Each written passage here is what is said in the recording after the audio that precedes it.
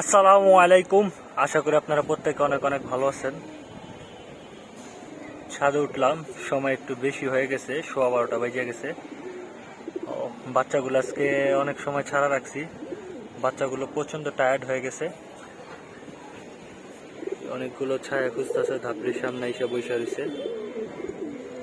তো আমার দেখা আইসা ফার্স্টে ছাদে উঠলাম, হঠাৎ করে দেখা ভয় পেয়ে গেছে, একটু উঠলো আবার নামছে। তো এগুলো লাস্ট স্টেপের বাচ্চা, এখানে মনে হয় 14-15 পিস বাচ্চা আছে সব মিলে। তো সকালে একটু তাড়াতাড়ি ছাড়ছিলাম, প্রায় 9টার দিকে ছাড়ছিলাম, অনেকক্ষণ হয়ে গেছে। আসলে ভাদ্র মাসে আসার আগে একটু একটু করে ভাদ্র মাসের তাপ পড়া শুরু হয়ে গেছে। তো এই জন্য বাচ্চাগুলো খুব টায়ার্ড হয়ে গেছে। আইসা দেখি হপায় ছিল, মেবি উঠছিল অনেক সময়। বাচ্চাগুলো আস্তে আস্তে পাখা টাকা ঝরে মোল্টিংয়ের দিকে আগে যেতেছে।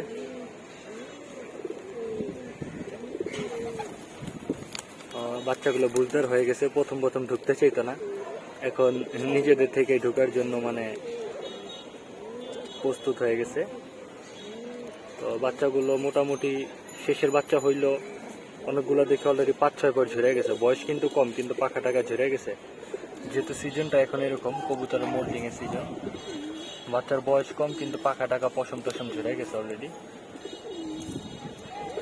তো এর মধ্যে কিছু বাচ্চা লেস কাটা আছে।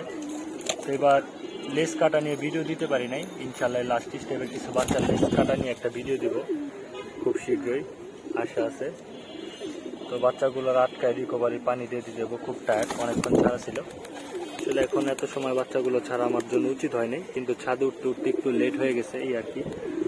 কবুতরের কী পরিমাণ মোল্ডিং চলতেছে, তো ধাপের নিচে যে অবস্থা, পাখা টাকা ঝরতে ঝরতে আপনাদেরকে দেখে। পশম টসম দেখেন কোন ফাঁক দিয়ে বাচ্চা ঢুকে যায়, পশম টসম ঝরতে ঝরতে যে অবস্থা হয়ে গেছে। তো বড় কবুতরগুলা প্লাস পাঠা বাচ্চাগুলো অলরেডি প্রায় 8 পর 9 পরে আইসা পড়ছে, কিছু আছে 8 পর। দেখেন কি পরিমাণে পশম টসম ঝরছে।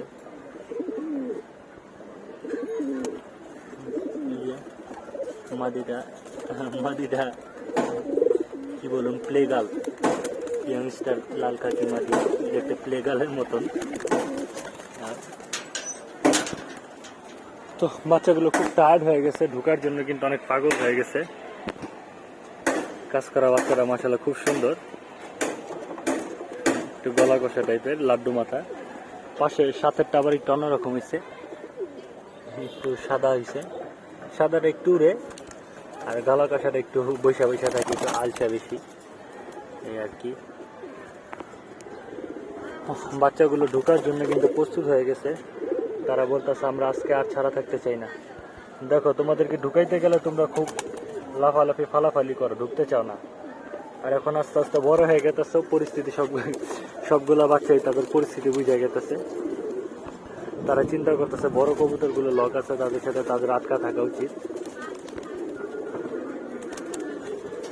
এই আর কি।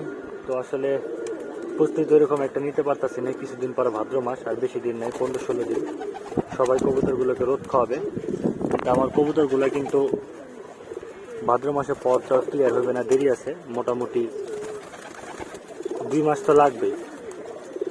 কবুতর সবগুলো রেডি হইতে 2 মাস তো লাগবেই। অলরেডি 7 মাস চলতেছে, 8 মাস, 9 মাস, 9 মাসের শেষের দিকে। তো অক্টোবর মাসে ইনশাল্লাহ কবুতর উঠবে। আল্লাহ যদি কবুতর সুস্থ রাখে, ঠিক থাকে, আমারে যদি বাঁচায় রাখে, সুস্থ রাখে, তাহলে ইনশাল্লাহ। তো এই আর কি, আপডেট দেওয়ার কোনো কিছু ছিল না, এগুলি আজকে আপনাদের সাথে শেয়ার করার জন্য মানে আসলে মূলত ভিডিওটা করা। তো গরম পরে কবুতরগুলোকে বারবার পানি টানি দিতে হয়, পানিও একটু চেঞ্জ করে দিতে হয়, যখন যেটা দরকার সেটা দিতে হয়। আর যেহেতু আর অল্প কিছুদিন সময়, কবুতরগুলোকে একটু ভালো খাবার দিয়ে কবুতরগুলো ফিটিং ধরে রাখার, কারণ পাখা টাকা জ্বললে কবুতরের বডি টডি খাওয়া যায়। একটু ভালো খাবার দিলে দেখা যায় যে কবুতরের বডি স্ট্রং থাকে, পাখা টাকা শক্ত থাকে, টাইট থাকে, পাখাই স্ট্রং থাকে। কবুতর স্ট্রং থাকলে ইনশাল্লাহ ভালো একটা ফলাফল আশা করা যায়। আর যদি কবুতর স্ট্রং না থাকে, ভালো একটা খাবার না দিতে পারি, শুধুমাত্র চিন্তা যদি করে থাকি যে ভালো মেডিসিন বা বিদেশি মেডিসিন খাওয়ায় কবুতরগুলোকে ফিট রাখুন, শিশুরামো, তাহলে ফলাফল শূন্য বা জিরো, যেটাই বলেন, এই আর কি। তো ভিডিওটা ভালো লাগলে অবশ্যই একটা লাইক দিয়ে দিবেন। ভালো থাকবেন সবাই, আসসালামু আলাইকুম।